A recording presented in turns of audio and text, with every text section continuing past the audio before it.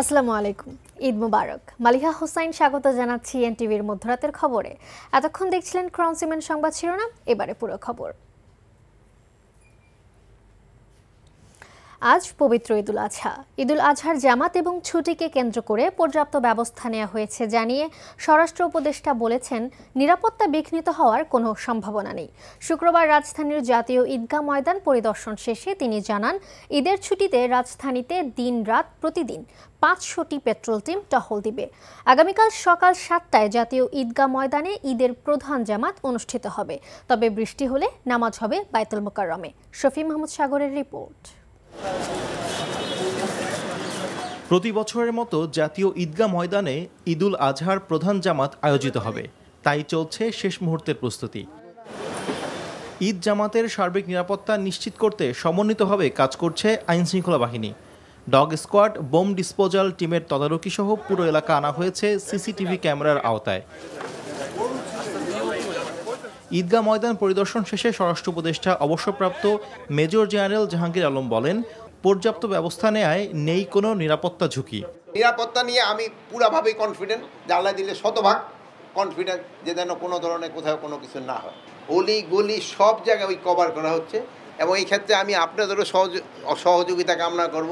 যদি কোথাও কোনো ধরনের কোনো ইনফরমেশন পান, আপনারা নিকটবর্তী থানার সাথে সাথে জানাবেন, আমরা অবশ্যই ব্যবস্থা নিব। রাজধানীবাসীর নিরাপত্তায় 500টি টিম দিন-রাত কাজ করবে বলে জানানো হয় আইনশৃঙ্খলা বাহিনীর পক্ষ থেকে। বাড়ানো হয়েছে গোয়েন্দা নজরদারি। জাতীয় ঈদগাহ ময়দানে ঈদের জামাত উপলক্ষে পর্যাপ্ত নিরাপত্তা ব্যবস্থা গ্রহণ করা হয়েছে। জাতীয় ঈদগাহ ময়দান ও আশেপাশের এলাকায় ইতিমধ্যেই সিসি ক্যামেরা স্থাপন করা হয়েছে এবং ঈদগাহ ময়দানে স্থাপিত অস্থায়ী পুলিশ কন্ট্রোল রুম থেকে নিরাপত্তা ব্যবস্থা সার্বক্ষণিকভাবে পর্যবেক্ষণ করা হচ্ছে। আবহাওয়া প্রতিকূল থাকলে জাতীয় ঈদগাহ ময়দানের পরিবর্তে সকাল 8টায় বাইতুল মোকাররম জাতীয় মসজিদে ঈদের প্রধান জামাত অনুষ্ঠিত হবে। শফি মাহমুদ সাগর, এনটিভি নিউজ, ঢাকা। এদিকে ঈদুল আজহার দিনে সারা দেশে বৃষ্টিপাতের সম্ভাবনা ক্ষীণ বলে জানিয়েছে আবহাওয়া অফিস। শনিবার রাজধানীতেও স্বল্প পরিমাণে বৃষ্টি হতে পারে, তবে ভারী বর্ষণের সম্ভাবনা নেই। ঈদুল আজহার দিনে সারা দেশে বৃষ্টিপাতের পরিমাণটা অনেকটাই কম থাকবে। শুধুমাত্র দেশের পূর্বাঞ্চলে অর্থাৎ চট্টগ্রাম এবং সিলেট বিভাগে কিছুটা বেশি হতে পারে অন্যান্য অঞ্চলের তুলনায়। ঢাকাতেও বৃষ্টিপাতের সম্ভাবনা কম। তবে যেহেতু এখন বর্ষাকাল, ফলে দিনের কোনো এক সময় হয়তো 2-1 পশলা বৃষ্টি হতে পারে, সেটা হালকা থেকে মাঝারি ধরনের বৃষ্টি। বড় ধরনের বৃষ্টির সম্ভাবনা ঢাকাতে কম। 2026 সালের এপ্রিল মাসের প্রথমার্ধে জাতীয় নির্বাচন অনুষ্ঠিত হবে বলে ঘোষণা দিলেন অন্তর্বর্তীকালীন সরকারের প্রধান উপদেষ্টা অধ্যাপক মোহাম্মদ ইউনূস। তবে নির্বাচনের চূড়ান্ত তারিখ নির্ধারণের সিদ্ধান্ত নির্বাচন কমিশন নেবে বলেও জানান তিনি। ঈদুল আজহা উপলক্ষে শুক্রবার জাতির উদ্দেশ্যে দেয়া এই ভাষণে ডক্টর ইউনূস আসছে জুলাই মাসের মধ্যে জুলাই সনদ চূড়ান্ত করার কথাও বলেন। নজরানা চৌধুরীর রিপোর্টে বিস্তারিত। শুরুতেই আপনাদের সবাইকে জানাই পবিত্র ঈদুল আজহার শুভেচ্ছা। ঈদুল আজহা উপলক্ষে শুক্রবার সন্ধ্যায় জাতির উদ্দেশ্যে ভাষণ দেন অন্তর্বর্তীকালীন সরকারের প্রধান উপদেষ্টা অধ্যাপক মোহাম্মদ ইউনূস। সন্ধ্যা 7টায় শুরু হওয়া এই ভাষণ দেশের বিভিন্ন সরকারি বেসরকারি টেলিভিশন চ্যানেল সরাসরি সম্প্রচার করে। আকুল আহ্বান জানাই। প্রায় 40 মিনিটের ভাষণে জুলাই যোদ্ধাদের কল্যাণে নেয়া সরকারের নানা উদ্যোগ, জুলাই গণহত্যার বিচার, অন্তর্বর্তী সরকারের ম্যান্ডেট, চট্টগ্রাম বন্দরকে বিদেশি পরিচালনাকারীদের হাতে ছেড়ে দেয়া, রোহিঙ্গা সমস্যা সমাধানের উদ্যোগ ও মানবিক করিডোর নিয়ে সরকারের অবস্থান ব্যাখ্যা করেন প্রধান উপদেষ্টা। কিন্তু তার পুরো ভাষণের সবকিছু ছাপিয়ে যায় জাতীয় নির্বাচনের দিনক্ষণ ঘোষণার বক্তব্যে। আমি আজ দেশবাসীর কাছে ঘোষণা করছি যে আগামী জাতীয় নির্বাচন 2026 সালের এপ্রিলের প্রথমার্ধের যে কোনো একটি দিনে অনুষ্ঠিত হবে। এই ঘোষণার ভিত্তিতে নির্বাচন কমিশন উপযুক্ত সময়ে আপনাদের কাছে নির্বাচনের বিস্তারিত রোডম্যাপ প্রদান করবে। রাষ্ট্রীয় কাঠামো মেরামতে জাতীয় ঐক্যমত্য কমিশন গঠনকে সরকারের দুঃসাহসিক উদ্যোগ বলে উল্লেখ করেন প্রধান উপদেষ্টা। কমিশনকে অব্যাহত সহযোগিতার জন্য রাজনৈতিক দলগুলোকে ধন্যবাদও দেন তিনি। আগামী জুলাই মাসেই সকল রাজনৈতিক দলের ঐকমত্যের ভিত্তিতে একটি জুলাই সনদ প্রস্তুত করে আমরা জাতির সামনে উপস্থাপন করতে পারব। আশু করণীয় সংস্কার কাজগুলো আমরা বাস্তবায়ন করতে প্রতিজ্ঞাবদ্ধ। বাকি অংশের বেশ কিছু কাজও আমরা শুরু করে যেতে চাই। আমি দেশবাসীর প্রতি আহ্বান জানাই, আপনারা সকল রাজনৈতিক দল এবং আপনাদের এলাকার প্রার্থীদের কাছ থেকে সুনির্দিষ্ট অঙ্গীকার আদায় করে নেবেন যেন আগামী সংসদের প্রথম অধিবেশনেই যেসব সংস্কারের প্রশ্নে ঐকমত্য অর্জিত হয়েছে তা কোনো প্রকার কাটাছেঁড়া ছাড়াই যেন তারা অনুমোদন করেন। তার সরকার যখন দায়িত্ব নেয় তখন রোহিঙ্গা ইস্যুটি মৃতপ্রায় ছিল উল্লেখ করে ডক্টর ইউনূস বলেন, নতুন করে সমস্যাটিকে বিশ্ববাসীর দৃষ্টিতে নিয়ে আসা হয়েছে। মানবিক করিডোর বিষয়ে অপপ্রচার করা হচ্ছে বলেও অভিযোগ করেন তিনি। আমাদের লক্ষ্য হলো বন্দর ব্যবস্থাপনার কাজ যত তাড়াতাড়ি সম্ভব তাদের কাছ থেকে শিখে নাও। আপনারা নিজেদেরকে ভিত্তিহীন বিরোধিতা এবং অপপ্রচারের শিকার হতে দেবেন না। যারা বিরোধিতা করছে তাদের প্রতিহত করুন। জাতিসংঘের মহাসচিব গত মার্চ মাসে ঢাকা সফরকালে রাখাইন রাজ্যে মানবিক বিপর্যয়ের মোকাবেলার জন্য একটি ত্রাণ চ্যানেলের প্রস্তাব করেছিলেন। বিষয়টি প্রস্তাব পর্যায়ে রয়ে গেছে। বাংলাদেশ করিডোর দিয়ে দিয়েছে বলে একটা অপপ্রচার চালানো হচ্ছে। আমি সুস্পষ্টভাবে বলছি, এটা সর্বৈব মিথ্যা। পতিত ফ্যাসিবাদী শক্তি তাদের দেশি বিদেশি দোসরদের দ্বারা নতুন বাংলাদেশ গড়ার সম্মিলিত প্রচেষ্টাকে বাধাগ্রস্ত করছে অভিযোগ করে তাদের সেই চেষ্টাকে প্রতিহত করার জন্য সকলকে ঐক্যবদ্ধ হওয়ার আহ্বানও জানান প্রধান উপদেষ্টা। প্রতিরোধের ঐক্যবদ্ধ সুদৃঢ় প্রাচীর গড়ে তুলি। নজরানা চৌধুরী, এনটিভি নিউজ, ঢাকা। এপ্রিলের প্রথমার্ধে নির্বাচনের সিদ্ধান্তে জাতির প্রত্যাশা পূরণ হয়নি বলে মন্তব্য করেছেন বিএনপির স্থায়ী কমিটির সদস্য সালাউদ্দিন আহমেদ। তিনি বলেন, ডিসেম্বরে অথবা জানুয়ারিতে নির্বাচন অধিক গ্রহণযোগ্য। জাতির উদ্দেশ্যে দেয়া প্রধান উপদেষ্টার ভাষণের পর শুক্রবার তাৎক্ষণিক প্রতিক্রিয়ায় এসব কথা বলেন সালাউদ্দিন আহমেদ। দেশের অধিকাংশ রাজনৈতিক দল ডিসেম্বরের মধ্যে জাতীয় নির্বাচনের পক্ষে জানিয়ে তিনি আরও বলেন, পবিত্র রমজান, আবহাওয়া এবং পাবলিক পরীক্ষা বিবেচনায় এপ্রিল মাস নির্বাচনের জন্য উপযোগী সময় নয়। প্রধান উপদেষ্টার ভাষণের পর জরুরি ভার্চুয়ালি স্থায়ী কমিটির বৈঠক করেছে বিএনপি। আগামী বছরের এপ্রিলের প্রথমার্ধে যে কোনো দিন জাতীয় সংসদ নির্বাচন অনুষ্ঠিত হতে পারে। এই বিষয়ে আমাদের প্রতিক্রিয়া হচ্ছে যে জাতির প্রত্যাশা পূরণ হয়নি। এমন একটি সময়ে নির্বাচনের সময় ঘোষণা করেছেন, যেই সময় বলতে গেলে বাংলাদেশের একটা সময় পাবলিক পরীক্ষা থাকে এবং আবহাওয়া সঠিক থাকে না।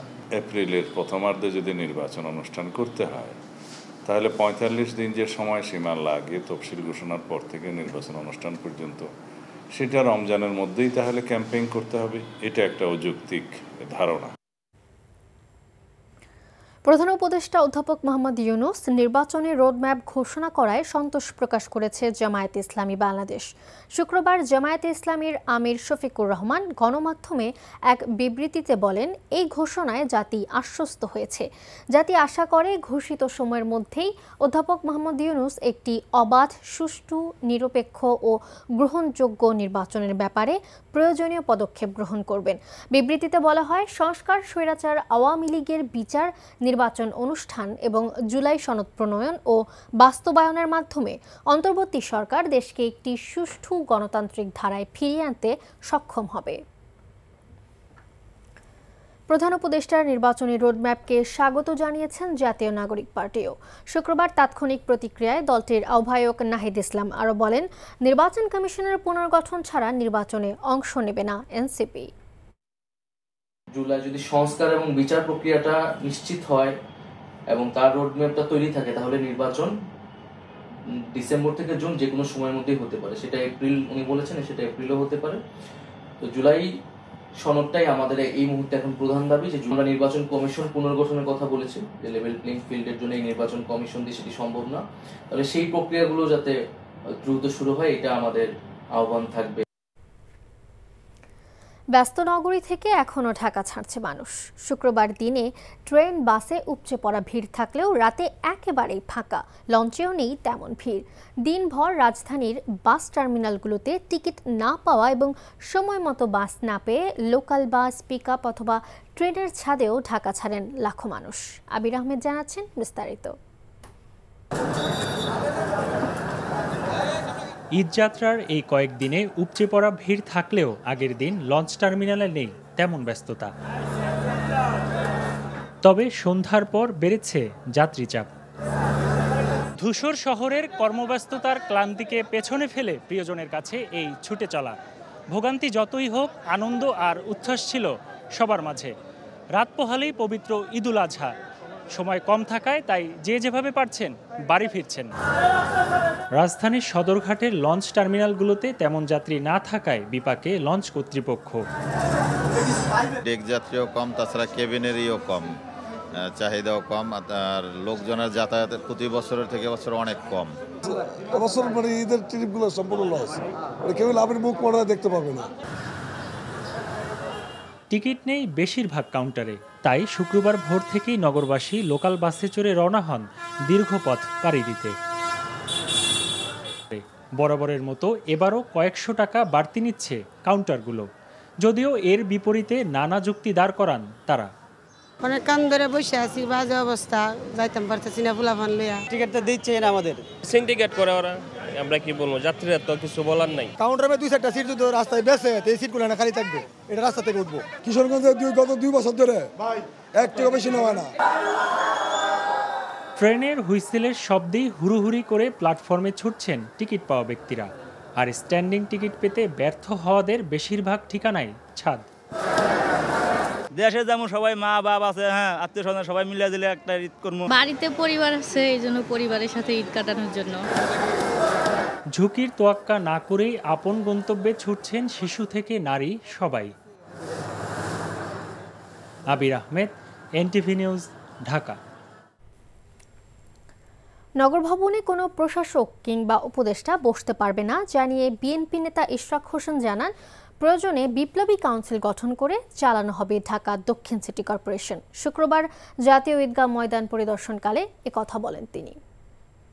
আমি এখানে ঢাকা দক্ষিণ সিটি কর্পোরেশনের নির্বাচিত এবং সর্বোচ্চ আদালতের রায়ের পরে ঘোষিত মেয়র হিসেবেই এখানে এসেছি। নগর ভবনে কোনো প্রশাসক বসবে না, নগর ভবনে কোনো উপদেষ্টা বসবে না। সেখানে যদি কোনো ধরনের অ্যাডমিনিস্ট্রেটিভ প্রবলেম হয়, আমরা 75 ওয়ার্ড থেকে যারা সাবেক কমিশনার ছিল, সাবেক কাউন্সিলর, ভোটার, গণ্যমান্য ব্যক্তি, স্কুলের প্রিন্সিপাল, তাদের নিয়ে আমরা প্রয়োজনে বিপ্লবী ঢাকা কাউন্সিল টাইপের কিছু করে আমরা সেখানে সাময়িকভাবে নিয়োগ দিয়ে আমরা নগর ভবন চালাব। মার্কেটাল ব্যাংক অর্থনীতির খবর।